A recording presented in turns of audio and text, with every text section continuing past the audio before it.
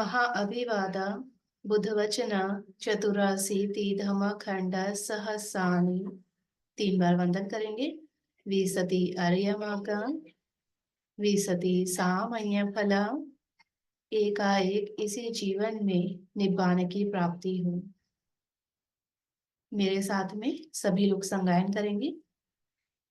यो वो आनंदमया धामो च विनयो च देशितो पञ्यतो सो वो मम च येन सत्ता। यो वो आनन्दमया धम्मो च विनयो च देशितो पञ्यतो सो वो मम च येन सत्ता। यो वो आनन्दमया धम्मो च विनयो च देशितो पञ्यतो सो वो मम च येन सत्ता। नमो तस् भगवतो अरहतो सम्मा सम्बुद्धस्स। नमो तस् भगवतो अरहतो सम्मा सम्बुद्धस्स। नमो तस् भगवतो अरहतो सम्मा सम्बुद्धस्स। अकुशल चित्त 12, जिसे 3 भागों में वर्गीकृत किया गया है। लोभ मूल चित्त 8, दोष मूल चित्त 2, मोह मूल चित्त 2। लोभ मूल चित्त 8।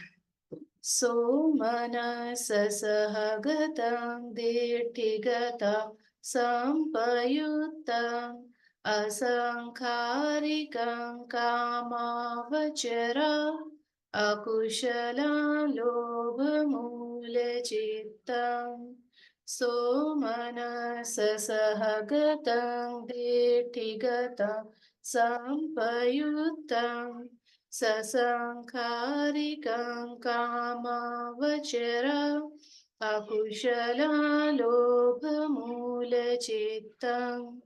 सो मनस सहगतं दीर्घिगतं विपयुक्तं असंखारिकं कामावचरा अकुशला लोभमूलचित्तम्।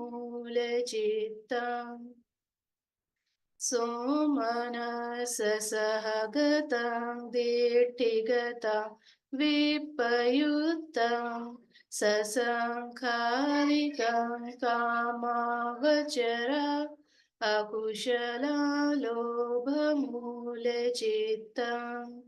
उपेक्षा सहगतं दीर्घिगतं संपयुक्तं असंखारिकं कामावचरा अकुशला लोभमूलचित्तम्। उपेक्षा सहगतं दीर्घिगतं संपयुक्तं ससंखारिकं कामावचरा अकुशला लोभमूलचित्तम्। उपेक्षा सहगतं दीर्घिगतं विपयुक्तं असंखारिकं कामावचरा अकुशला लोभमूलचित्तम्। उपेक्षा सहगतं दीर्घिगतं विपयुक्तं ससंखारिकं कामावचरा अकुशला लोभमूलचित्तम्। दोष मूल चित्त 2। दो मनस सहगतं पटिघा संपयुक्तं असंखारिकं कामावचरा अकुशला दोषमूलचित्तम्। दोमनस सहगतं पटिघा संपयुक्तं ससंखारिकं कामावचरा अकुशला दोषमूलचित्तं मोहमूलचित्त दो उपेक्षा सहगतं विचिकित्सा संपयुक्तम् असंखारिकं कामावचरा अकुशलमोहमूलचित्तम् उपेक्षा सहगतं उदच संपयुक्तम् असंखारिकं कामवचरा अकुशलमोहमूलचित्तम् साधु साधु साधु। तो आज हमारा अभिधम्म का 23rd लेक्चर है। इससे पहले 22 लेक्चर हो चुके हैं। जिन लोगों ने वो 22 लेक्चर नहीं देखे हैं वो YouTube चैनल पर, जहां पर आपको ये लिंक मिला है वहीं पर आपको एक YouTube चैनल का लिंक मिलेगा और स्क्रीन पर भी आपको YouTube चैनल का नाम दिखाई दे रहा है, हाईएस्ट धम्मा अभिधम्मा। इसी नाम से आपको एक YouTube चैनल मिलेगा और उसी YouTube चैनल पर आपको 22 लेक्चर मिल जाएंगे और इसके साथ ही और भी कुछ वीडियोस आपको वहां पर मिल जाएंगी। तो आप लोग 22 लेक्चर जरूर देखें। 22 लेक्चर को एक ब्रीफली, संक्षिप्त में मैंने यहाँ पर बताने का प्रयास किया है और कुछ नई चीजें भी उसमें जोड़ने का प्रयास किया है ताकि जो पिछला है वो रिवाइंड हो जाए। मैं जानती हूँ कि बहुत सारे लोगों ने पिछला रिवाइज नहीं किया होगा, तो आज हम लोग पहले थोड़ा सा पिछला रिवाइज करेंगे और उसके बाद में हम लोग आगे बढ़ेंगे।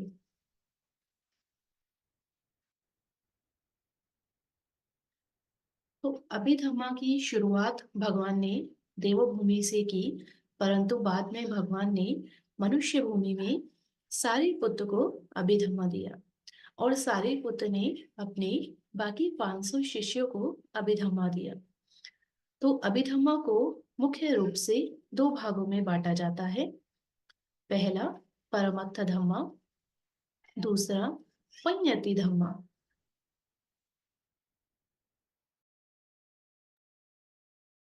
परमत्थ धम्मा यानी अल्टीमेट रियलिटी, जिसे हम बदल नहीं सकते।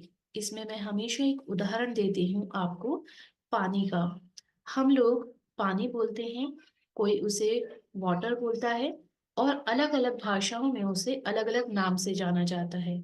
लेकिन जब हम H2O बोलते हैं तो H2O उसका परमत्थ रूप है, यानी कि अल्टीमेट रूप है जिसे कहीं पर भी बदला नहीं जा सकता। H2O चाहे किसी भी देश में पानी हो।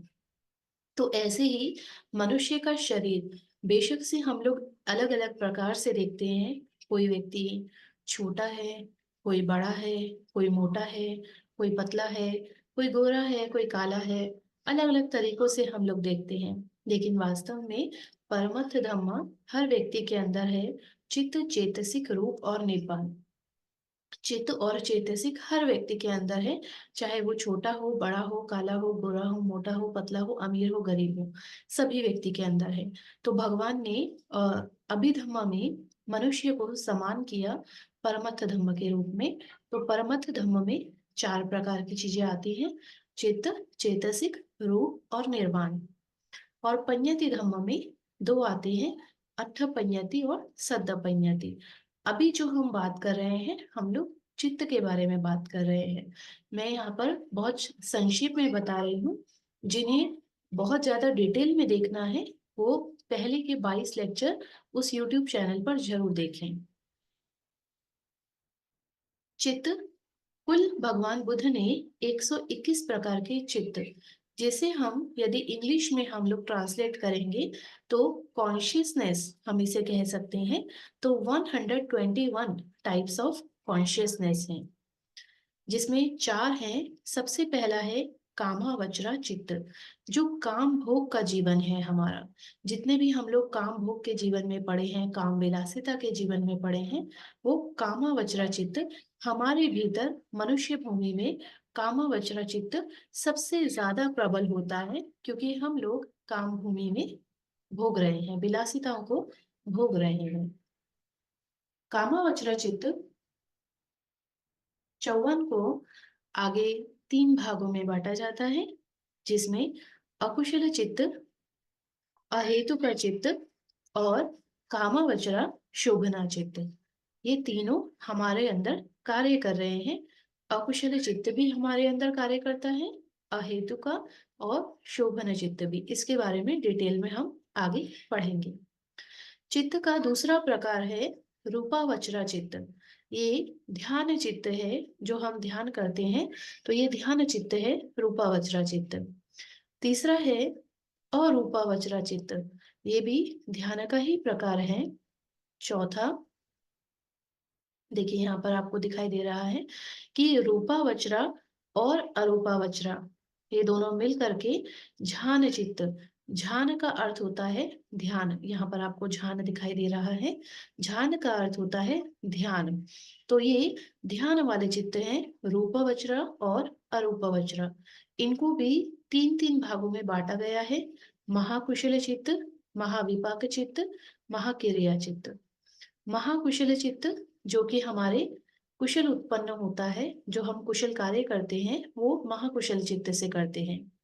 महाविपाक, जहां पर विपाक शब्द आ जाता है, तो विपाक शब्द का अर्थ होता है फल देने वाला चित्त। विपाक यानी कि आपको कुशल या अकुशल किसी का भी फल देता है। तो यहाँ पर महाकुशल की बात हो रही है, और जब महाकुशल की बात हो रही है तो उसी का आपको महाविपाक मिलेगा। तीसरा आपका है महाकिरिया चित्त। महाकिरिया जो चित्त है वो ऐसा चित्त होता है जो केवल अरहंतों में पाया जाता है। आप समझ रहे हैं, केवल अरहंतों में पाया जाता है, क्योंकि ये केवल क्रिया करता है, सिर्फ काम करता है, कोई भी कुशल या अकुशल का निर्माण नहीं करता, इसलिए इसे क्रिया चित्त कहा जाता है। इसके पश्चात चित्त का चौथा भाग है लोकोत्तर चित्त। लोकोत्तर चित्त को 2 भागों में बांटा जाता है, लोकोत्तर मग्न चित्त और लोकोत्तर फल चित्त। इसे आप 4B या 20 भी कह सकते हैं। लोकोत्तर चित्त कौन से होते हैं? जो अर्य पुगल के चित्त होते हैं, श्रोतापन, सक्रादागामी, अनागामी और अरहंत। तो आप देख रहे हैं, सबसे पहला चित्त 121। 121 चित्त को 4 भागों में बांटा गया है।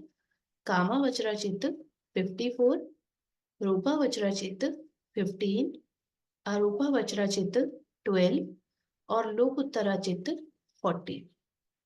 कामावचरा चित्त वो चित्त है जो हमारे भीतर है अभी, काम भोग में जो लोग लिप्त हैं उनके भीतर है, सभी काम भूमि में रहने वाले मनुष्यों के भीतर है। और भी भूमि है जिनके अंदर कामावचरा चित्त कार्यरत है, अभी हम जानेंगे उसके बारे में। इसके बाद रूपावचरा और अरूपावचरा, जो भी हम ध्यान का अभ्यास कर रहे हैं वो रूपावचरा और अरूपावचरा तक हमको लेकर आता है। ये दोनों ध्यान चित्त हैं। ये दोनों जब ध्यान चित्त उत्पन्न हो जाते हैं, महाकुशल इसका उत्पन्न हो जाता है, तब ये महाविपाक हमको देता है, और इसके पश्चात हम लोग प्रवेश करते हैं लोकोत्तर चित्त में। हमारा जो चित्त है वो लोकोत्तर में प्रवेश करता है, जहां पर कोई व्यक्ति श्रोतापन, सकृदागामी, अनागामी या अरहंत बनता है। अब आप देखेंगे इसमें कि कामावचरा से जब हमको रूपावचरा में जाना है, आपने देखा मेरा स्टेप जो है, कामावचरा से जब रूपावचरा में जाना है तो ये लाइन एक बीच में आपको दिखाई दे रही है, डॉटेड लाइन है। तो ये लाइन का अर्थ है कि कामावचरा से रूपावचरा में डायरेक्ट हम लोग नहीं जा पाते हैं, बहुत सारे हमको कुशल करने पड़ते हैं, जिसकी वजह से जो दीवार है हमारे बीच में, हमारे चित्त के बीच में, इस दीवार को हम लोग पार कर पाते हैं। लेकिन जब हम रूपावचरा और अरूपावचरा इन दोनों चित्त ये हमारे अंदर विकसित हो जाते हैं, तो रूपा वज्र और अरूपा वज्र के पश्चात बहुत मोटी दीवार होती है, जिस मोटी दीवार को पार करके हमें लोकोत्तर में एंटर करना होता है, यानी श्रोतापन बनना होता है। देखिए, आजकल श्रोतापन बनना बहुत आसान हो गया है लोगों के लिए। मैं देखती हूँ कि बहुत से लोग ऐसा दावा करते हैं कि हम लोगों ने ऐसा ध्यान किया, हमको ऐसी रोशनी प्राप्त हुई, हम लोग श्रोतापन बन गए हैं। या फिर किसी भी साधारण व्यक्ति को, जो व्यक्ति कभी ऐसा दिखता हो कि वो कभी गुस्सा नहीं करता है, क्रोध नहीं करता है, ऐसे व्यक्ति को हम लोग बहुत आसानी से हम श्रोतापन की उपाधि दे देते हैं कि वह व्यक्ति श्रोतापन बन गया है। हमारे सामने, मेरे सामने तो बहुत सारे लोग ऐसे आते हैं कि हम ध्यान में बैठे, हम लोगों को ऐसे लाइट दिखी और हम लोग श्रोतापन बन गए, वो श्रोतापन बन गए। तो ये श्रोतापन बनना इतना आसान नहीं है। आप लोगों को समझना होगा कि हम केवल अभी आनापान भी ठीक से नहीं कर पाते जब हम लोग विपश्यना के लिए जाते हैं। ये आप लोग भी जानते हैं कि हम लोग आनापान भी ठीक से नहीं कर पाते, और हम लोग आनापान भी नहीं कर पा रहे हैं, तो हम लोग कैसे श्रोतापन बन गए हैं। जबकि यहाँ अगर चित्त की अवस्थाएं हम लोग देखें, तो श्रोतापन की अवस्था तक जाने के लिए, यानी कि लोकोत्तर चित्त तक जाने के लिए, हम लोगों को रूपा और अरूपा दोनों से होकर गुजरना पड़ेगा। और उसके बीच में बहुत मोटी दीवार है। ये मोटी दीवार क्रॉस करके हमारा चित्त जो है लोकोत्तर में प्रवेश करता है। तो हमारे चित्त की विभिन्न अवस्थाएं हैं। अभी हमारा जो चित्त है वो कामावचरा से भी नहीं निकल पा रहा है। तो कैसे हम लोग जो है डायरेक्ट अपने चित्त को लोकोत्तर में पहुंचा रहे हैं। इतनी लंबी छलांग तो अभी भी संभव नहीं है। तो इसीलिए अभी हम लोग कामावचरा भूमि में हैं, जहां पर सबसे ज्यादा हमारा अकुशल चित्त प्रभावशाली होता है। सबसे ज्यादा हमारा मन अकुशल में रमता है। इसके पश्चात कभी कभी थोड़ा थोड़ा पुण्य जागता है, थोड़ा थोड़ा कुशल जागता है, और हम थोड़ा थोड़ा कुशल करते हैं। आगे जानते हैं। तो आगे हम लोग देख पा रहे हैं कि जो हमारे चित्त हैं, 121 चित्त हैं हमारे। तो 121 चित्त में चार प्रकार हैं, हम देख रहे हैं। पहला कामावचरा, जैसे कि अभी हमने पढ़ा। कामावचरा के तीन भाग हैं, अकुशल चित्त 12, अहेतु का चित्त 18, और कामावचरा शोभना चित्त 24। देखिए, जब मैं क्लास लेती हूँ तो आप लोग स्लाइड्स की तरफ पूरा ध्यान दीजिए। सिर्फ सुनने से समझ में नहीं आएगा। अगर आप स्लाइड्स की तरफ ध्यान देंगे तो आपको स्लाइड्स में भी बहुत कुछ समझ में आता है कि मैंने किसको किस कैटेगरी में रखा है। अब आप यहाँ देख पा रहे हैं कि जो नीचे तीन बॉक्स बने हैं, इसमें एक रेड बॉक्स के अंदर में मैंने अकुशल चित्त 12 और अहेतु का चित्त 18, इन दोनों को मैंने एक लाल बक्से के अंदर रखा है। लेकिन कामावचरा शोभना चित्त 24, इसको मैंने लाल बक्से से बाहर रखा है। जबकि ये तीनों ही कामावचरा चित्त 54 जो ऊपर दिख रहा है उसके अंग है। ये तीनों ही उसके अंग हैं। लेकिन मैंने इन दोनों को लाल डिब्बे में रखा है और इसको मैंने लाल डिब्बे से बाहर रखा है। उसका क्या कारण है? अब वो कारण जानना है ना, तो अगर आप स्लाइड की तरफ देखेंगे नहीं तो आपको कुछ भी समझ में आएगा नहीं। अगली बार से सभी लोग अपना नोटबुक लेकर के बैठेंगे और कैमरा ऑन करके बैठेंगे, ताकि जो है सभी लोग नोट अपने बना सकें। तो अभी हम जानते हैं कि इसको क्यों हमने अलग रखा है। इसके बाद हमारा आता है रूपा वज्रा चित्त 15। और नेक्स्ट क्या है, आप लोग बताएंगे अपने से, जल्दी जल्दी अपने मन में। अरूपा वज्रा चित्त 12, क्योंकि क्वेश्चंस भी आएंगे आप लोगों के लिए आगे। और लोकोत्तरा चित्त 40, ये चारों हो गए। इसके बाद में अब आप देख रहे हैं रूपा वज्रा, अरूपा वज्रा और लोकोत्तरा, इन तीनों के नीचे में एक लाइन आई है ब्लैक कलर की। इसका मतलब ये तीनों किसी तो चीज से संबंधित हैं। अभी हमने क्या पढ़ा था कि रूपा वज्रा और अरूपा वज्रा ये दोनों झान चित्त हैं। लेकिन अब रूपावचरा, अरूपावचरा और लोकुत्तरा, लोकुत्तरा भी इनके परिवार में शामिल हो गया है। और खाली लोकुत्तरा ही नहीं, ये कामावचरा जिसको हमने इस डिब्बे से अलग रखा था, लाल डिब्बे से, ये भी इनके परिवार में शामिल है। तो ये चारों एक परिवार के हो गए हैं। अब ये कौन से परिवार के हैं? शोभनाचित्त। इनको क्या बोला जाता है? शोभनाचित्त।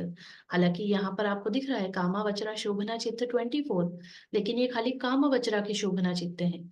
तो कामावचरा चित्त जो 54 है, आप ध्यान से देखेंगे फिर से, कामावचरा चित्त 54 में केवल 24 ऐसे चित्त हैं जो शोभन वाले हैं। शोभन का मतलब होता है अच्छे लगने वाले, कुशल वाले, पुण्य वाले। तो पुण्य वाले केवल 24 चित्त हैं कामावचरा में, 54 में से। बाकी रूपावचरा 15, अरूपावचरा 12 और लोकुत्तरा 40। इन तीनों को मिलाकर प्लस ये कामावचरा 24 मिलाकर, ये टोटल मिलाकर के होते हैं 91। और इन 91 चित्त को बोला जाता है शोभना चित्त। इसे चित्त भेदनी के रूप में भी देखा जाता है, हम लोग पढ़ेंगे उसको बाद में। अब बेचारे ये जो दो को हमने अलग कर दिया यहाँ पर, इन दोनों को हमने एक अलग परिवार बना दिया विचारों का, कुशल चित्त 12 और अहेतु का चित्त 18। तो इन दोनों को क्या कहा जाएगा? इनको भी तो एक परिवार का नाम देना पड़ेगा। तो इसको हमने नाम दिया अशोभना चित्त 30, 12 और 18, क्योंकि ये अशोभन वाले हैं। शोभन यानी जो अच्छे हों, अशोभन यानी जो अच्छे ना हो, यानी कि पाप वाले हों, अकुशल वाले हों। तो ये दोनों अकुशल वाले हैं, क्योंकि अहेतु का चित्त 18 तो विपाक वाले हैं, लेकिन इसे अशोभन की कैटेगरी में रखा जाता है। तो जब आपके पास में, आपको ये जानना होगा कि हमारे जो हमारी कॉन्शियसनेस है, जो हमारे अंदर भीतर चित्त कार्य कर रहा है, तो पूरे चित्त 121 प्रकार के चित्त हमारे भीतर कार्य करते हैं, जिसमें से 91 चित्त शोभन चित्त हैं, यानी कि अच्छे हैं, पुण्य जगाने वाले हैं। लेकिन 30 ऐसे चित्त हैं जो अशोभन है, पाप जगाने वाले हैं, अकुशल वाले हैं। अब आप सोचिए जरा कि ये केवल 30 हैं और वो 91 है। अब आप ये समझिए कि यहाँ पर दो टीम तैयार हो गई है, एक शोभन वाली और एक अशोभन वाली। शोभन वाले में 91 मेंबर्स हैं और अशोभन वाले में 30 मेंबर्स हैं। फिर भी अगर आप अपने भीतर देखेंगे तो ज्यादा शक्तिशाली कौन सा होता है? आप पाएंगे कि ज्यादा शक्तिशाली ये 30 वाले होते हैं, अशोभन। हमारे चित्त में ज्यादातर अकुशल उत्पन्न होता है और अकुशल इतना हावी हो जाता है, जो ये अशोभन चित्त 30 हैं, ये इन 91 पर हावी हैं, और जिसकी वजह से हम लोग पुण्य करने से पीछे हट जाते हैं। अब सोचिए जरा कितने शक्तिशाली रूप से ये अकुशल कार्य कर रहा है, कि ये 30 होने के बावजूद भी वो 91 पर भारी पड़ रहे हैं। तो अब हम लोगों को पुण्य करने के लिए इन 30 को हराना जरूरी है। 30 में से स्पेशली जो 12 अकुशल चित्त हैं, उनको हराना जरूरी है।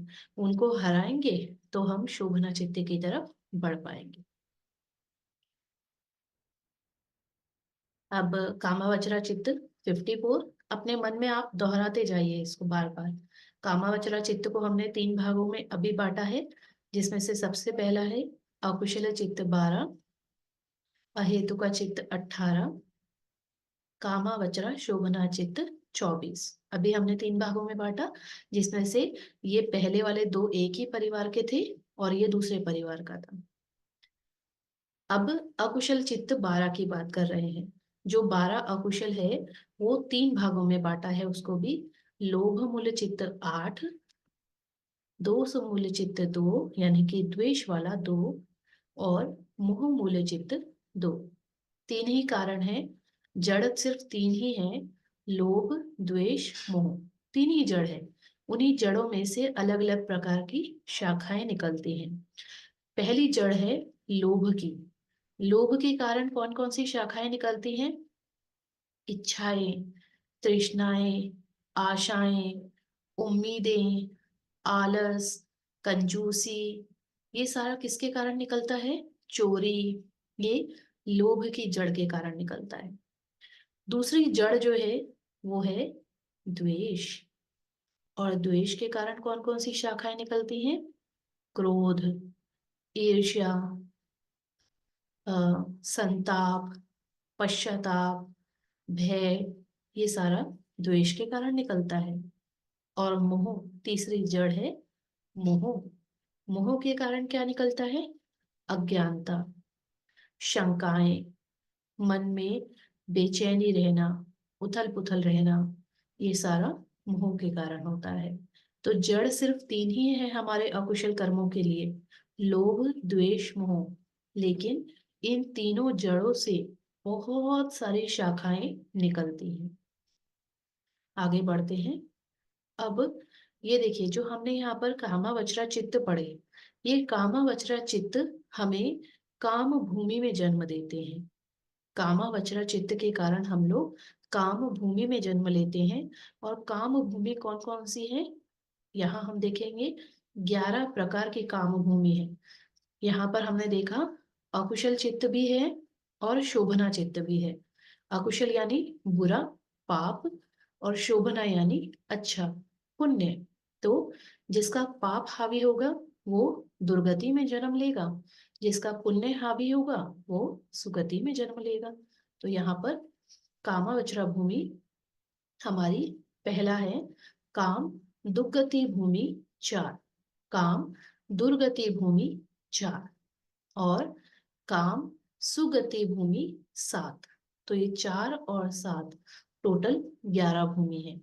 तो जिसके अंदर केवल कामावचरा चित्त कार्य कर रहा है, जैसे कि अभी हमारे अंदर कर रहा है, केवल कुशल और अकुशल ही काम करता है, जिसमें से अकुशल ज्यादा कार्य करता है, कुशल कम कार्य करता है। तो हम लोग कुशल और अकुशल में ही अटके हुए हैं। ध्यान तो बहुत दूर की बात हो गई, रूपावचरा, अरूपावचरा, लोक उत्तरा, वो तो दूर की बात हो गई। अभी हम काम भूमि में हैं। तो जिसके चित्त में केवल कामावचरा चित्त कार्य कर रहा है, 54, वो इन्हीं 11 भूमि में जन्म लेता है। जिसका निरंतर अकुशल चित्त कार्य कर रहा है वो काम दुर्गति भूमि में जन्म लेता है, जो कि 4 प्रकार की है। और जिसका कुशल चित्त ज्यादा कार्य कर रहा है वो सुगति भूमि में जन्म लेता है, जो कि 7 प्रकार की है। अब ये कौन कौन सी है? काम दुर्गति में 4 अपाय भूमि आती है, निरय, प्रेत, असुर और तिरच्छान।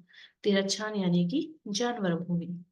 और काम सुगति भूमि 7 प्रकार की है, जिसमें से एक है मनुष्य भूमि और 6 है देव भूमि। तो ये 7 भूमि है। मुझे लगता है कि कॉन्सेप्ट क्लियर हो गया होगा कि हम कामावचरा भूमि में हैं। कामावचरा भूमि यानी कि मनुष्य भूमि और सुगति में है। अब हमारे भीतर अकुशल और कुशल दोनों आपस में लड़ रहे हैं, दोनों कार्य कर रहे हैं। किसी का अकुशल ज्यादा कार्य करता है, किसी का कुशल ज्यादा कार्य करता है। जिसका अकुशल ज्यादा कार्य करता है वो ऊपर की काम दुर्गति भूमि 4 में जन्म लेता है। जिसका कुशल ज्यादा कार्य करता है वो मृत्यु के पश्चात सुगति भूमि 7 में जन्म लेता है।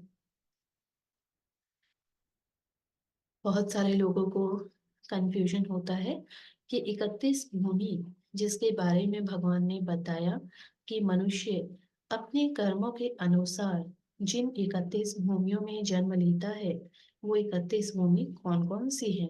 तो अभी तो मैंने 11 भूमि आपको पिछली स्लाइड में बताई। तो इसमें सबसे पहला है कामावचरा भूमि, या काम भूमि इसको बोला जाता है। कामावचरा गलत लिखा है, काम भूमि बोलेंगे हम लोग इसको।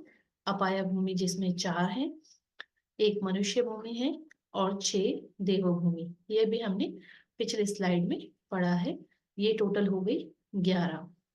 इसके अलावा रूप ब्रह्म भूमि, रूप भूमि है 16 और अरूप ब्रह्म भूमि है 4। तो ये कुल मिलाकर 31 भूमि है, जिनके बारे में हम लोग आगे की क्लासेस में डिटेल में पढ़ेंगे कि ये भूमि में किस किस प्रकार से जन्म होता है, इनका जीवन काल क्या क्या होता है, और किस प्रकार के कर्म करने वाला व्यक्ति किसमें जन्म लेता है।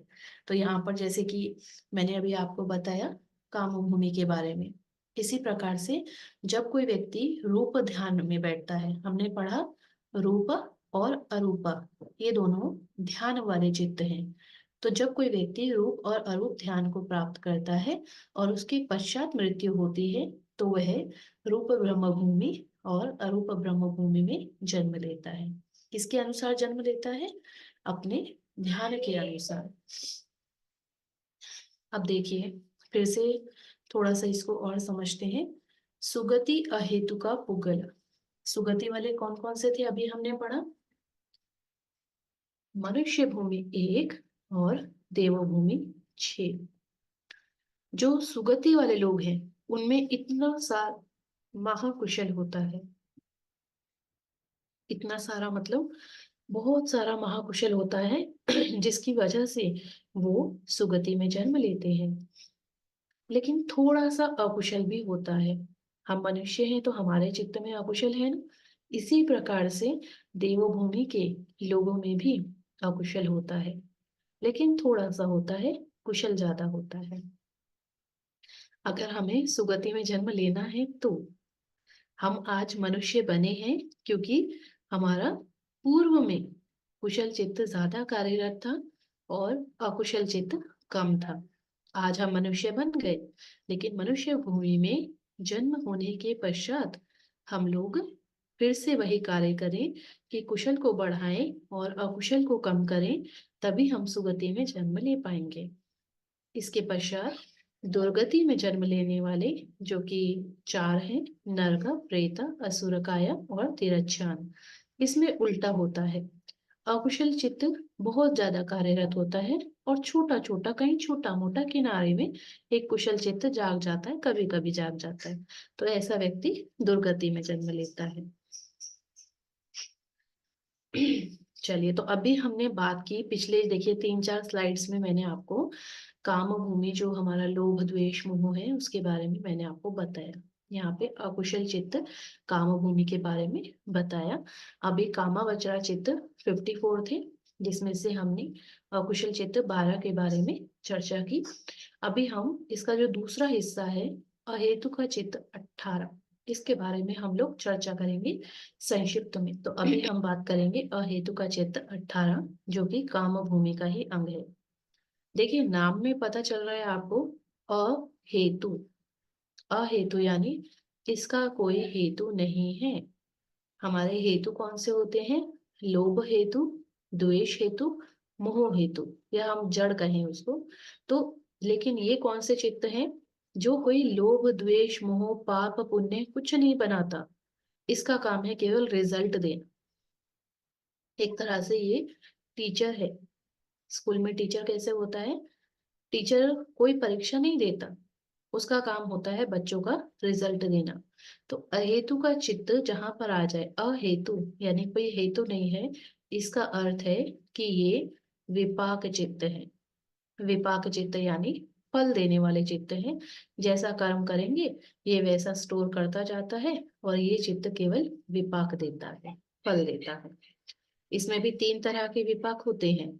अकुशल विपाक 7, अहेतुक कुशल विपाक 8 और अहेतुक क्रिया 3। सीधी सी बात आपको देखने से ही पता चल रहा होगा। अकुशल विपाक चित्त यानी अकुशल कर्मों का फल देने वाले चित्त 7 प्रकार के हैं। अकुशल कर्मों का विपाक देने वाले। दूसरा अहेतु का कुशल विपाक चित्त यानी कुशल कर्मों का विपाक देने वाले चित्त 8। लेकिन ये कौन से कुशल कर्मों का और अकुशल कर्मों का दे रहे हैं? जो काम भूमि में है। इसका रूपा या अरूपा या लोकोत्तरा से लेना देना नहीं है। ये सिर्फ काम भूमि वाले चित्त हैं, उनका विपाक देने का काम कर रहे हैं। रूपा अरूपा के विपाक वाले चित्त अलग हैं। तो अहेतु का कुशल विपाक कुशल कर्मों का विपाक देने वाले चित्त हैं और अहेतु का क्रिया चित्त क्रियात्मक चित्त है। जैसा कि मैंने पहले ही बताया था कि ये केवल क्रिया करते हैं, क्रिया यानी कि केवल और केवल अरहंतों में कार्य करते हैं, ये साधारण मनुष्य के लिए नहीं होते। तो ये क्या कर रहे हैं, केवल विपाक दे रहे हैं, कोई कर्म का निर्माण नहीं कर रहे। ये अहेतु का चित्त जो है, ये ना तो कुशल होते हैं ना ही अकुशल होते हैं, ये केवल फल देने वाले चित्त होते हैं। अब हेतु की बात आई थी, तो सहेतु और अहेतु जो मैंने अभी बताया वही रिपीट हो रहा है। सहेतु यानी हेतु वाले जिनके पास में जड़ होती है, और अहेतु वाले जिनके पास में कोई जड़ नहीं है, जो केवल विपाक देते हैं। तो अभी हमने जाना अहेतु का चित्त 18 है, और सहेतु वाले में अकुशल हेतु है 3, लोभ द्वेष मोह, और कुशल हेतु है 3, अलोभ अद्वेष अमोह। और ये कुशल चित्त शोभना चित्त 91। देखिए इसको कैसे जानेंगे, जड़ वाले और बिना जड़ वाले। जड़ 6 प्रकार की है टोटल, 3 कुशल है, 3 अकुशल है। अकुशल में क्या है, लोभ द्वेष मोह, और ये इसके कारण कौन से चित्त उत्पन्न होते हैं, अकुशल चित्त 12 उत्पन्न होते हैं।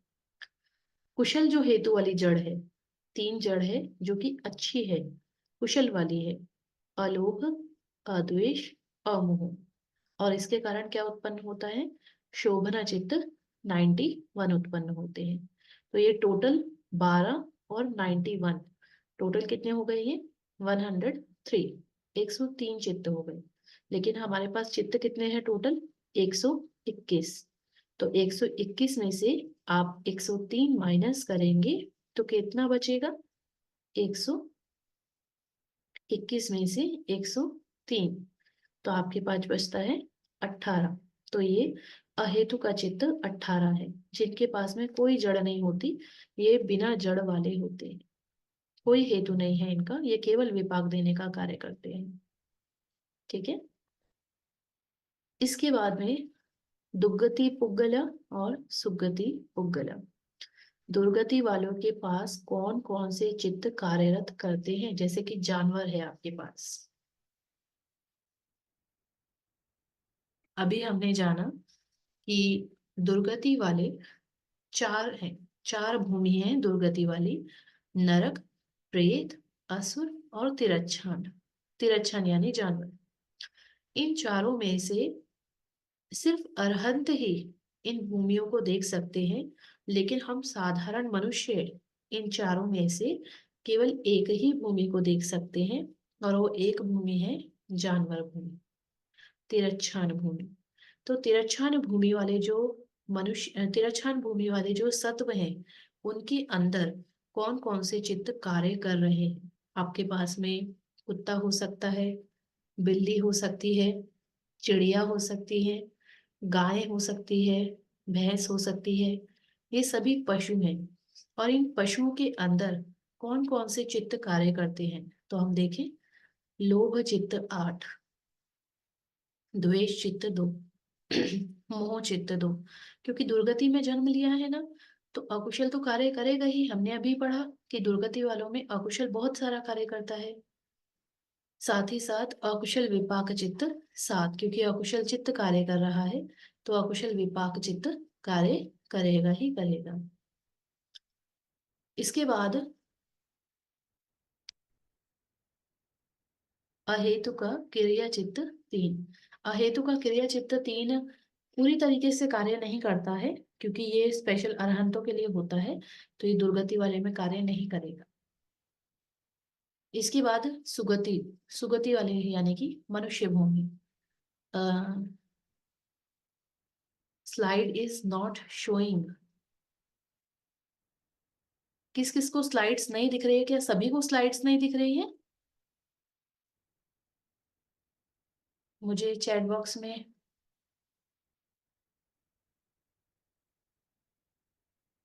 दिख रही है, सभी को दिख रही है। हाँ ठीक है, ओके ओके, पता चल गया मुझे, विजिबल है। डॉक्टर बौद्ध जी आप थोड़ा सा देखिए अपना, स्लाइड्स क्यों नहीं दिख रही हैं।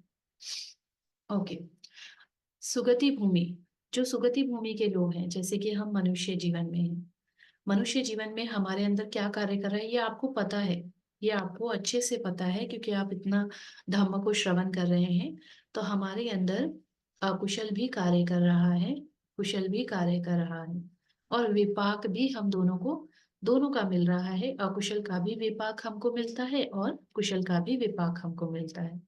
तो लोभ चित्त 8, द्वेष चित्त 2, मोह चित्त 2, अकुशल विपाक चित्त 7, अहेतु का कुशल विपाक चित्त 8, अहेतु का क्रिया चित्त सॉरी अहेतु का क्रिया चित्त 3, और ज्ञान विपयुक्त चित्त 4। ये जो लास्ट वाला है, ज्ञान विपयुक्त चित्त 4, ये शोभना चित्त है, कुशल चित्त है। जो हम महाकुशल चित्त पढ़ते हैं ये वो है। तो ये भी हमारे भीतर कार्य कर रहा है। तो अब देखिए, हम लोग जैसे हम किसी जानवर से मिलते हैं, हम लोग, कोई कुत्ता है, बिल्ली है, हम लोग जानते हैं कि वो हमारी तरह कार्य नहीं कर सकता। हम ये बात जानते हैं कि हम लोग उसे कितना ही प्रयास करें धम्म सुनाने का, बेशक से वो थोड़ी देर के लिए बैठते जरूर हैं, लेकिन वो हमारी तरह कुशल कार्य नहीं कर सकते। उनकी वो क्षमता ही नहीं है ना। वो अपने लिए ही भोजन नहीं तलाश पाते, किसी दूसरे को मैत्री बांटना या पुण्य कर्म करना, ये अपाय भूमि के लोग नहीं कर सकते। एक सेकेंड।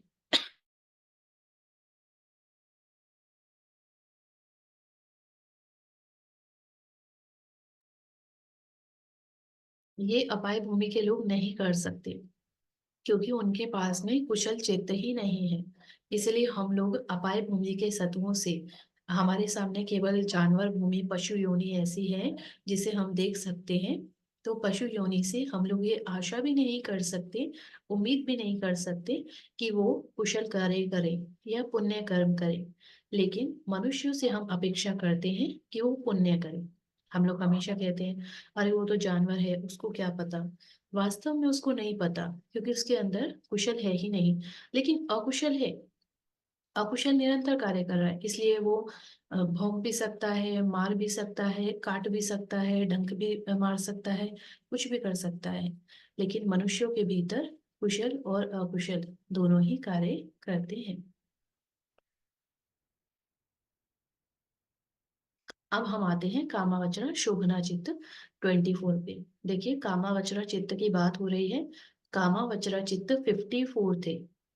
काम भूमि में काम करने वाले चित्त 54 थे, जिसे हमने तीन भागों में बांटा था। पहला, अकुशल चित्त 12 थे, जिसके बारे में हमने बात की, लोभ द्वेष मोह। दूसरा, अहेतु का चित्त 18 थे, जिसके बारे में हमने बात की कि अहेतु वाले हैं जिनका कोई हेतु नहीं है, वो भी तीन प्रकार के थे। अब हम बात कर रहे हैं कामावचरा शोभना चित्त, जो कि अलग परिवार वाला था, दूसरे परिवार वाला था। तो इसकी बात कर रहे हैं शोभना चित्त। और ये वो चित्त है जो हमें ध्यान की अवस्था में लेकर जाता है। कामावचरा शोभना चित्त ही वो चित्त है जो हमें रूपावचरा तक पहुंचाने में मदद करता है। तो ये बहुत जरूरी, बहुत इंपॉर्टेंट चित्त है। इसे तीन भागों में बांटा गया है। टोटल 24 है। तो 8 8 8, महा कुशल चित्त 8, महा विपाक चित्त 8, महा क्रिया चित्त 8। महाकुशल चित्त जो हमारे भीतर कुशल उत्पन्न होता है, उसमें हमने रिसाइट किया हुआ है, हम लोग हमेशा पठन करते हैं उसका। ज्ञान संपयुक्त, ज्ञान विपयुक्त वाले, असंखारिकम और ससंखारिकम वाले। ज्ञान संपयुक्त वाले हैं जिसमें प्रज्ञा भी होती है। महाकुशल तो कर रहे हैं, लेकिन उसमें प्रज्ञा भी होगी ये जरूरी नहीं है। कोई व्यक्ति भोजन दान तो कर रहा है संघ को, लेकिन उस भोजन दान का क्या क्या फल प्राप्त होता है ये उसे नहीं पता। तो ये इसमें क्या हुआ, ज्ञान विपयुक्त चित्त हुआ। यानी कि पुण्य तो कर रहा है, लेकिन पुण्य का क्या फल मिलेगा उसका ज्ञान नहीं है, उसकी प्रज्ञा नहीं है। फल मिलेगा ये पता है, लेकिन पर्टिकुलर उस कर्म का क्या फल मिलेगा ये नहीं पता। तो ये ज्ञान विपयुक्त होता है। और जहां पर आपको अपने पुण्य कर्म का क्या फल मिलेगा ये जानकारी होती है, तो वह ज्ञान संपयुक्त होता है, यानी प्रज्ञा से जुड़ा हुआ होता है। असंखारिकम और ससंखारिकम दो आते हैं। असंखारिकम का अर्थ होता है जहां पर कोई व्यक्ति अपने से कोई कार्य करने के लिए प्रेरित होता है। मुझे आज यह पुण्य करना है, मुझे आज धर्म श्रवण करना है, मुझे आज संघ के दर्शन करने हैं, दान करना है, ध्यान करना है। ससंखारिकम का मतलब होता है कि वो पुण्य तो कर रहा है लेकिन किसी के प्रेरित करने पर कर रहा है। जैसे कि आपको किसी मित्र ने प्रेरित किया हो कि अरे अय्या जी की अभिधम्मा की क्लास होने वाली है, तो चलो अय्या जी की अभिधम्मा की क्लास ज्वाइन करते हैं। तो आपने ज्वाइन किया, तो ये आपका कौन सा चित्त हुआ? महाकुशल हुआ, लेकिन ससंखारिकम वाला हुआ। ससंखारिकम कि किसी से प्रेरित होकर आपने किया। तो ये कामावचरा महाकुशल चित्त इस प्रकार से 8 प्रकार के चित्त हैं। डिटेल में वीडियो आपको मैं फिर से रिपीट कर रही हूँ। डिटेल में आपको वीडियो मिल जाएगी यूट्यूब पर, चैनल पर 22 वीडियो है, उसमें टाइटल के साथ में सारे वीडियो आपको मिल जाएंगे। अगला है कामावचरा महाविपाक चित्त। अब महाकुशल किया है तो उसका फल भी तो भोगना पड़ेगा। तो महाविपाक, विपाक का मतलब फल आ गया कि आपको महाकुशल का महाविपाक मिलता है। और कामावचरा महा क्रिया चित्त, ये क्रिया चित्त केवल अरहंत के भीतर काम करता है कि वो पुण्य तो करते हैं। अरहंत जो होते हैं वो धम्म देशना देते हैं, वो दान भी करते हैं। ऐसा नहीं है जैसे हम लोग संघ में हैं तो हम लोग दान करते हैं, तो वो धम्म का दान करते हैं। तो वो धम्म का दान करते हैं तो धम्म देशना जो दे रहे हैं उसको धम्म दान बोला जाता है। तो वो भी पुण्य करते हैं, लेकिन उनके पुण्य का कोई फल उनको प्राप्त नहीं होता, क्योंकि वहां पर वो केवल क्रिया कर रहे हैं। फल प्राप्त होने के लिए उनको फिर से जन्म लेना पड़ेगा, फिर से भोगना पड़ेगा। लेकिन वो अरहंत बन चुके हैं और उनके सारे जन्म नष्ट हो चुके हैं। इसीलिए उनका क्रिया चित्त कार्य करता है, जहां पर उनका कोई कर्म निर्माण नहीं होता और फल भोगने के लिए उन्हें फिर से जन्म नहीं लेना पड़ेगा। तो यहाँ पर थोड़ा सा एक कामावचरा शोभना चित्त के बारे में डिटेल दी हुई है। अमंग द कामावचरा 24 types of consciousness are called शोभना। कामावचरा चित्त 54 है, जिसमें से 24 चित्त शोभना चित्त हैं। Because they are magnificent due to being good qualities and producing good effect, क्योंकि इसमें ऐसी चमत्कार है कि जो हमें अच्छे कर्म करने के लिए, अच्छे गुणों को बनाने के लिए प्रेरित करते हैं और अच्छा परिणाम भी देते हैं। शोभना मीन्स ब्यूटीफुल।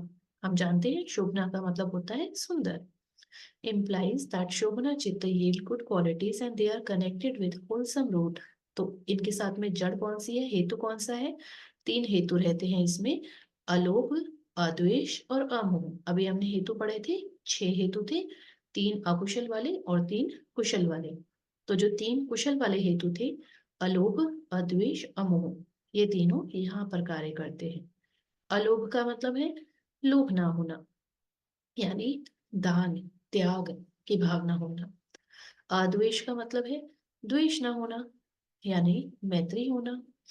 और अमोह का मतलब है अज्ञानता ना होना, मोह ना होना, बल्कि प्रज्ञा होना।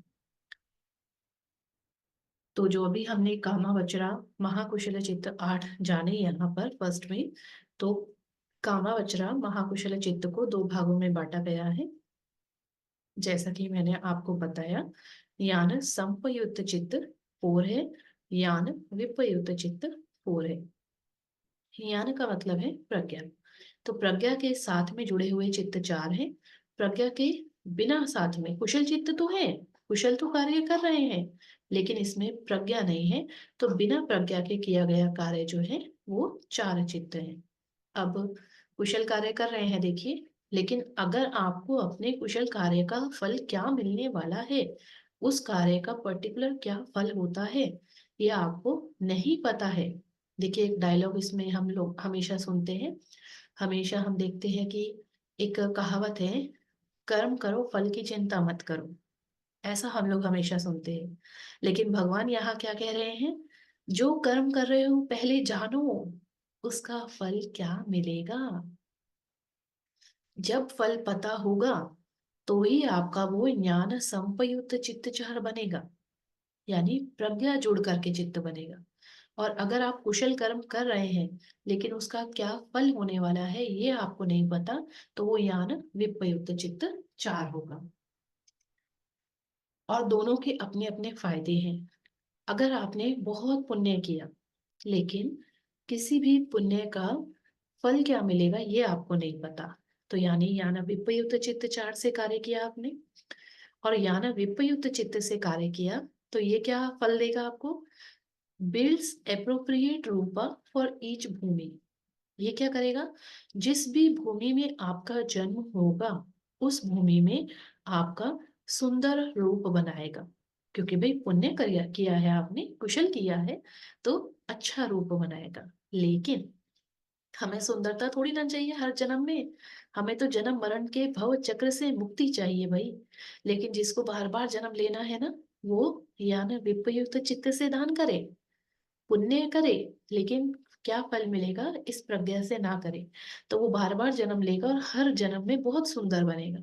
लेकिन जो व्यक्ति जल्दी से इस जन्म मरण के चक्र से मुक्त होना चाहता है, वो हर कर्म का फल जाने कि मेरे इस पुण्य से मुझे क्या फल मिलेगा, और अगर वो हर कर्म का फल जानता है तो वो यान संपयुक्त चित्त से कुशल कार्य करता है। और यान संपयुक्त चित्त से किया गया कुशल कार्य आपको ध्यान की अवस्था में लेकर जाता है। कौन सा ध्यान? रूपा वज्रा और अरूपा वज्रा ध्यान। आई होप कि ये क्लियर हो गया होगा आपको। अब हम आते हैं रूपा वज्रा चित्त 15 पर। कामा वज्रा 54 हमने खत्म किए, रूपा वज्रा 15।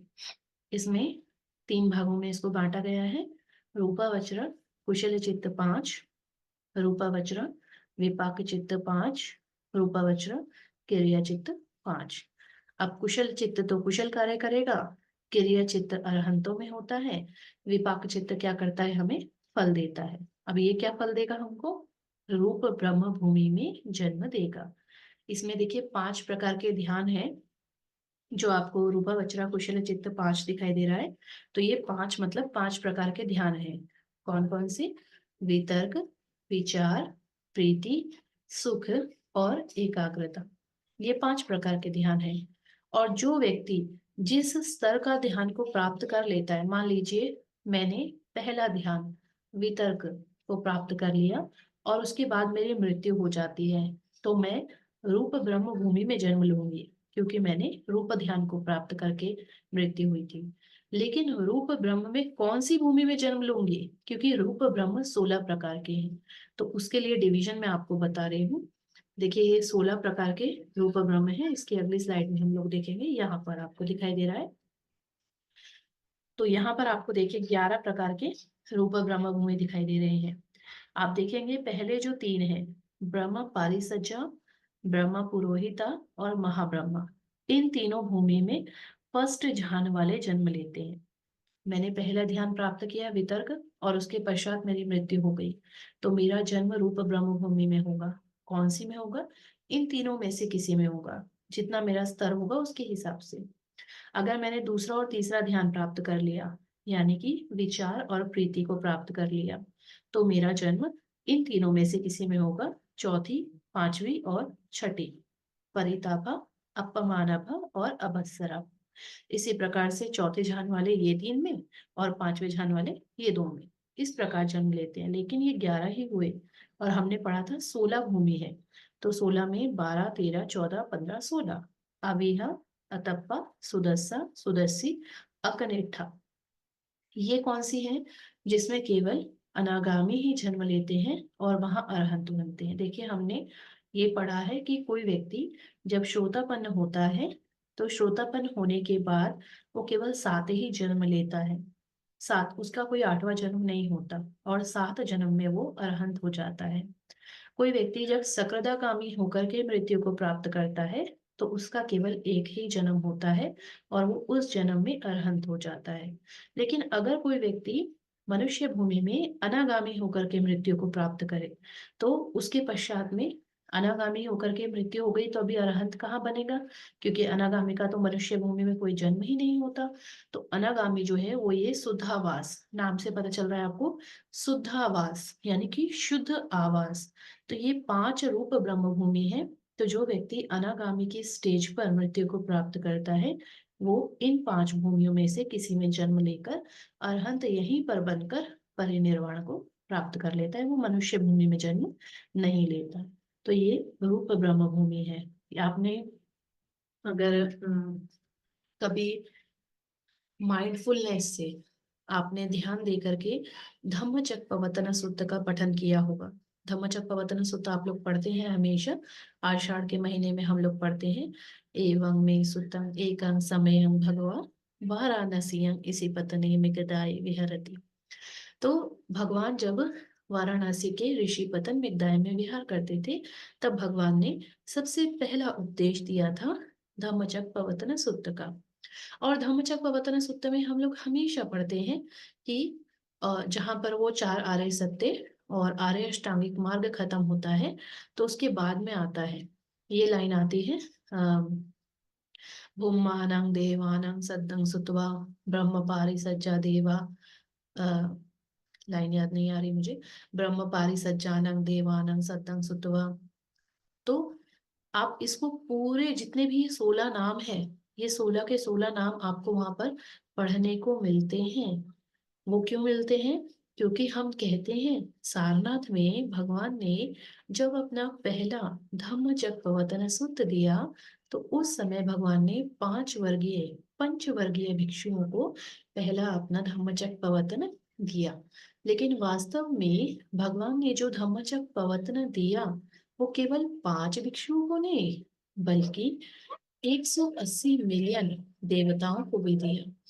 जब कौंडिन्य ने ये भगवान का धम्म सुना तो कौंडिन्य ने देवलोक के देवताओं को आमंत्रित किया कि आप भी आओ और भगवान वाराणसी में इसी पतन मिगदाई में धम्मचक्कवतन करने जा रहे हैं। फिर भूमि के जो देवता जो 6 देवभूमि है वो सब एक दूसरे को बताते हैं, एक दूसरे को बताते हैं और फिर अंत में देवता भूमि जो है वो ब्रह्म भूमि के सत्वों को सूचित करती है। तो वहां पर आता है लास्ट, परिनिम्मित वसवती नंग देवानंग सद्दं सुत्वा ब्रह्म पारिसज्जा देवा सद्द मनुस्सावेसु एतं भगवता वाराणसीयं इसी पतने मिगदाये धम्मचक्कं पवत्तितं अनुपटिवत्तियं समनेन वा ब्राह्मणेन वा देवेन वा मारेण वा ब्रह्मणा वा केनचित् लोकस्मिन्। और यही लाइन आपको बार बार पे करके या तो मिलेगी या फिर रिपीट होती हुई मिलती है। तो वो क्यों आता है, क्योंकि धम्मचक्कवतन सूत्र सुनने के लिए कौंडिन्य ने देवलोक के सत्वों को और देवभूमि के सत्वों ने ब्रह्म भूमि के सत्वों को आमंत्रित किया। फिर ये क्या करते हैं, एक एक करके एक दूसरे को बताते हैं। ब्रह्म पारिसज्जा ने ब्रह्म पुरोहिता को बताया, ब्रह्म पुरोहिता ने महाब्रह्मा को बताया, महाब्रह्मा ने परिताभा को, और ऐसे करके एक एक करके पूरी देवभूमि के लोगों ने एक दूसरे को बताया। और भगवान का धम्मचक्कवतन सूत्र सुनने के लिए वाराणसी के इसी पतन मिगदाय में वो देव और ब्रह्म भूमि के सत्व भी उपस्थित हुए थे। तो वास्तव में भगवान ने धम्मचक्कवतन केवल 5 भिक्षुओं को नहीं बल्कि 180 मिलियन देवताओं और ब्रह्माओं को भी दिया था। तो ये नाम हमें, अब आप कभी धम्मचक्कवतन सूत्र ध्यान से पढ़ेंगे तो आपको ये नाम सुनने को जरूर मिलेंगे। चलिए, तो हम लोग ये देख रहे थे कि हम जो 5 ध्यान की बात कर रहे हैं, वितर्क विचार प्रीति सुख एकाग्रता, इन ध्यान में बाधाएं आती हैं कुछ, और उन बाधाओं को हम कहते हैं निवरणा, पाली भाषा में निवरणा। जिसमें पहला है थीन मिद्धा, दूसरा है विचिकिच्छा। ये बाधाएं हैं, कौन सी बाधाएं, जो ध्यान में आती हैं, वितर्क विचार प्रीति सुख एकाग्रता, व्यापाद, उद्धच्च कुकुच्च और कामछंद। इसमें चेतसिक के बारे में भी बताया थोड़ा सा, इसको हम बाद में देखेंगे। तो अभी जो हमने पढ़ा 5 प्रकार की बाधाएं है। पहली बाधा है थीन मिद्धा। थीन मिद्धा का मतलब क्या होता है, आलस। शारीरिक आलस और मानसिक आलस, जिसको हम प्रमाद भी कहते हैं। दूसरा है विचिकित्सा। विचिकित्सा का अर्थ होता है शंकाएं। बुद्ध धम्म संघ के बारे में शंका, पूर्व जन्म, आने वाले जन्म के बारे में शंका, प्रतीत्य समुत्पाद के बारे में शंका। फिर है व्यापाद। व्यापाद यानी दुख, क्रोध, घृणा, चिंताएं, डिप्रेशन, एंजाइटी, ये सारा व्यापाद का अंग है। चौथा है उद्धच कुकुच्च। उद्धच कुकुच्च क्या है? बेचैनी रहना मन में, और पश्चाताप रहना, संताप रहना, शोक उत्पन्न होना। और पांचवा है कामछंद। कामछंद यानी तृष्णाएं, काम वासनाओं के प्रति, काम भोगों के प्रति तृष्णाएं, कि मुझे ये देखना है तो देखना ही है, सुनना है तो सुनना ही है, ये मुझे चाहिए तो चाहिए ही। तो ये सारी बाधाएं हैं। तो जो हमने रूप ध्यान पढ़ा, तो रूप ध्यान 5 प्रकार का है: वितर्क, विचार, प्रीति, सुख और एकाग्रता। इन पांचों रूप ध्यान को बाधाएं उत्पन्न होती हैं, जो इन ध्यान में हमें बाधा उत्पन्न करती है और ध्यान को प्राप्त नहीं करने देती हैं। तो इन ध्यान में ये 5 प्रकार की बाधाएं उत्पन्न होती हैं। पहली वाली पहले ध्यान में, दूसरे वाली दूसरे ध्यान में, तीसरी, चौथी और पांचवी। आलस आता है, शंकाएं उत्पन्न होती है, क्रोध आता है, ईर्ष्या होती है, घृणा होती है, चिंता होती है, बेचैनी होती है, पश्चाताप होता है और वासनाएं जागती हैं। तो ये बाधाएं हैं जिनको हम दूर कर सकते हैं। दूर कैसे कर सकते हैं, इसके लिए वीडियो आप देखिएगा जरूर। 21वां या 22वां लेक्चर आपको वहाँ, 20 और 21 लेक्चर आपको वहाँ मिलेगा कि इन बाधाओं को हम दूर कैसे कर सकते हैं। इन बाधाओं को हम लोग ना थोड़ा सा कंट्रोल जरूर कर सकते हैं, लेकिन ये पूरी तरीके से नष्ट होती है। और पूरी तरीके से नष्ट कहाँ पर होती है? पहला है हमारा थीन मिथ्या, यानी कि आलस, शारीरिक आलस, मानसिक आलस। तो ये कहाँ पर नष्ट होती है जाकर? ये नष्ट होती है अरहंत मार्ग पर। देखिए 8 प्रकार के हैं: श्रोतापति मार्ग, श्रोतापति फल, सकृदागामी मार्ग, सकृदागामी फल, अनागामी मार्ग, अनागामी फल, अरहंत मार्ग, अरहंत फल। हम संघ वंदना करते हैं ना, संघ वंदना में हमारा आता है यदिदं चत्तारि पुरुष युगानि अट्ठ पुरुष पुगला। तो 4 युग्म है, 4 जोड़े हैं। और चत्तारी पुरुष युगानि, 4 प्रकार के जोड़े हैं पुरुषों के: श्रोतापति, सकृदागामी, अनागामी, अरहंत। और 8 पुग्गल हैं। 8 कौन कौन से? श्रोतापति मार्ग, श्रोतापति फल, ऐसे ही सकृदागामी मार्ग, सकृदागामी फल, अनागामी मार्ग, अनागामी फल, और अरहंत मार्ग, अरहंत फल।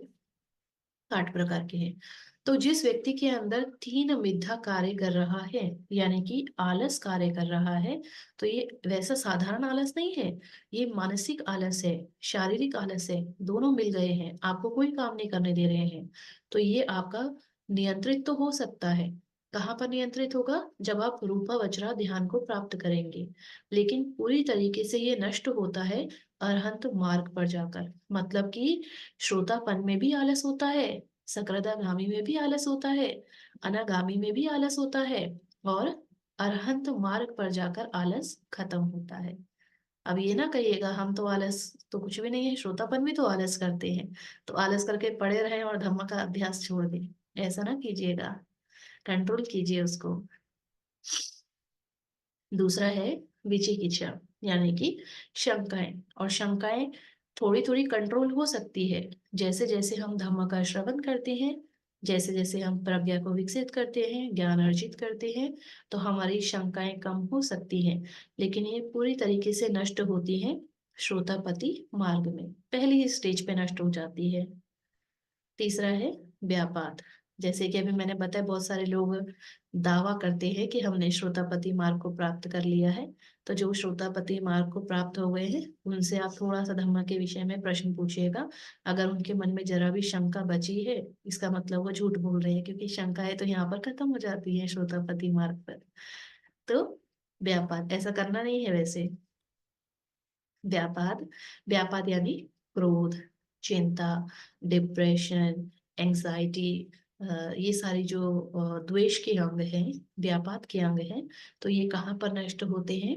अनागामी मार्ग पर। श्रोतापन में भी होते हैं, सकृदागामी में भी होते हैं, लेकिन नष्ट पूरी तरीके से अनागामी मार्ग पर होता है।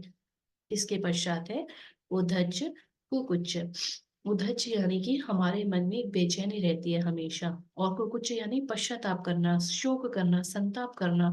पूर्व में कोई अ- अकुशल कार्य किया होगा, 10 साल पहले कोई अकुशल कार्य किया होगा, और उस पर आज तक भी हम शोक कर रहे हैं, संताप कर रहे हैं, उस संताप की, पश्चाताप की अग्नि में हम लोग जल रहे हैं, तो उसको कुकुच्च कहा जाता है। तो उद्धच और कुकुच्च ये कहाँ नष्ट होते हैं? ये अलग अलग जगह पर नष्ट होते हैं। जो उद्धच होता है वो अरहंत मार्ग पर नष्ट होता है, और जो कुकुच्च होता है वो अनागामी मार्ग पर नष्ट होता है। इसके पश्चात है अंतिम हमारा कामछंद।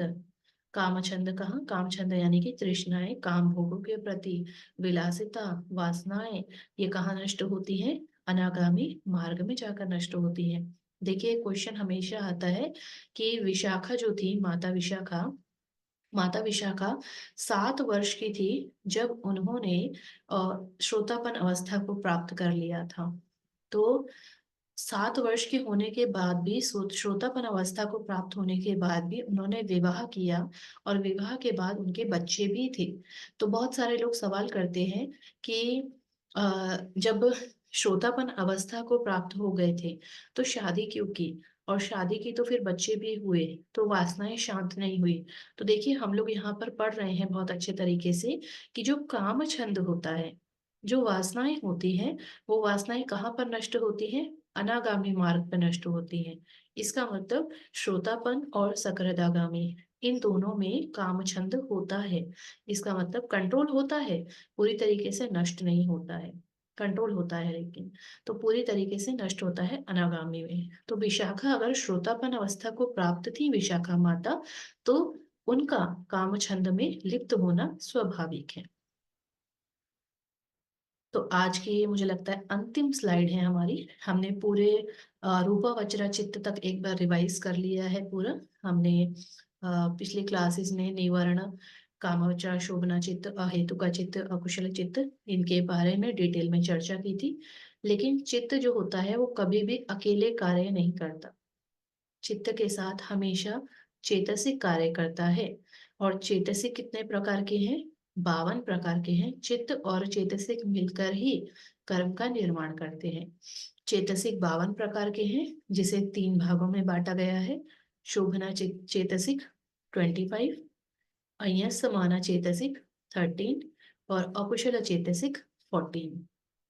आप देख पा रहे हैं जो बीच वाला है, अय्यसमाना, अय्यसमाना चेतसिक सभी चित्त के साथ कार्य करता है। मतलब पूरे के पूरे 121 चित्त के साथ कार्य करता है, क्योंकि वो न्यूट्रल है। न्यूट्रल यानी कि ना तो अच्छा वाला है ना बुरा वाला है, न्यूट्रल है। उसे सबका साथ देना है बेचारे को। वो अच्छे वाले चित्त का भी साथ देगा, बुरे वाले चित्त का भी साथ देगा, अहेतु का चित्त का भी साथ देगा, तीनों का साथ देता है। लेकिन जो शोभना चेतसिक है, जो फर्स्ट वाला आप देख रहे हैं, शोभना चेतसिक, अब ये शोभना चेतसिक है तो ये किसका साथ देगा? शोभना चित्त का ही साथ देगा। भाई, एक पुण्य करने वाला व्यक्ति तो पुण्य वाले का ही साथ देगा ना। लेकिन ये अकुशल चेतसिक है 14। तो अकुशल चेतसिक 14 किसका साथ देता है? अकुशल 12 चित्त का साथ देता है। तो चेतसिक को 3 भागों में बांटा गया है, एक पुण्य वाला, एक अपुण्य वाला, और एक न्यूट्रल वाला। पुण्य वाला चेतसिक पुण्य वाले चित्त के साथ कार्य करता है। पाप वाला चेतसिक पाप वाले चित्त के साथ कार्य करता है। और न्यूट्रल जो चेतसिक है वो सारे चित्त के साथ कार्य करता है, सबके साथ बना के रखता है बेचारा जो है, सबके साथ बना के रखना पड़ता है उसको। तो ये चेतसिक इस प्रकार से कार्य करता है। आज की स्लाइड्स को हम लोग यहीं पर स्टॉप करेंगे, और आगे के नेक्स्ट क्लास के लिए हम लोग तैयारी करेंगे। ये पूरा का पूरा आपको मैंने एक संक्षिप्त में, जो अभिधम्मा का सार है, वो मैंने आपको समझाने का प्रयास किया है। मैं आशा करती हूँ कि आप लोगों ने बेहतर तरीके से इसे समझा होगा, जाना होगा। और इसका निरंतर अभ्यास करना बहुत जरूरी है। निरंतर अभ्यास नहीं करेंगे तो बीच में छूट जाएगा, और छूट गया तो फिर सब भूल जाएंगे। फिर कहेंगे अय्या जी ने अच्छे से समझाया नहीं, अय्या जी का हमको समझ में आया नहीं। तो आप लोग प्रयास कीजिए कि आप निरंतर इसका अभ्यास करते रहें। साधु, साधु, साधु। आशीर्वाद गाथा के साथ में मैं अपना आज की धम्म देशना को समाप्त करूंगी। आप सभी एकांत शांत चित्त से आशीर्वाद को ग्रहण करें। आज उपोषित का भी दिन है, तो भगवान बुद्ध, धम्म और संघ की मैत्री आप सभी के साथ में है। तीनों रत्नों की अनुकंपा से आप सभी अनुकंपित होते रहें, ऐसी मंगल कामना करती हूँ। अभिवादरशीलस्य नित्यं वर्धापचायिनो चत्तारो धम्मा वर्धन्ति आयुर्वन्नो सुखं बलम्। आयु आरोग्ये सम्पत्ति सर्वसम्पत्तिमेव च अथ निब्बान सम्पत्ति इमिनाति समिच्छतु। साधु, साधु, साधु। सबका मंगल हो, सबका भला हो, सबका कल्याण हो, सभी प्रज्ञावान बने और इसी प्रकार महाकुशल चित्त को प्राप्त कर निरंतर धम्म का अभ्यास कर ध्यान की अवस्थाओं को प्राप्त करें। शीघ्र ही निर्वाण की प्राप्ति हो। साधु, साधु, साधु।